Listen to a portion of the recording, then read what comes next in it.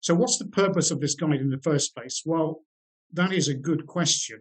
I likened it a few minutes ago to a wise colleague who'd been around the tracks. I think there are three knots to emphasize as well. The first one is the guide is at pains to say it is not a complete blueprint for litigation. In other words, this is not the only document you need to consult if you're practicing in the Chancery division in a case.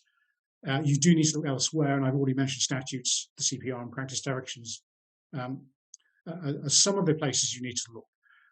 But having said it's not a complete blueprint, it is a blueprint. So the word complete is a qualifier there, and it indicates it is a blueprint, and it is to be taken very, very seriously and followed, unless a very good reason not to, as I've explained. I now move on to the very vexed question of service of a claim form, and you will see in the law reports every year lots of cases about service where things have gone wrong or claimants are trying to say what they've done is allowable under the rules or should be allowed under the rules or indulgence should be given to them. So the service chapter of the guide is important.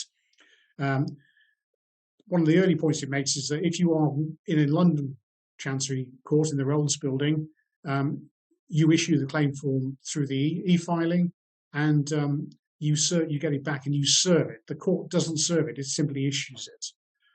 However, you can't serve an unsealed copy, and a claimant came to grief in the Ideal Shopping case in that way. And the guide actually quotes that case, and it quotes occasionally does quote cases, which is also very helpful for practitioners to be able to look at, but not extensively. A new aspect of the guide and copying commercial law practice relates to the possibilities for expert evidence of foreign law at trials.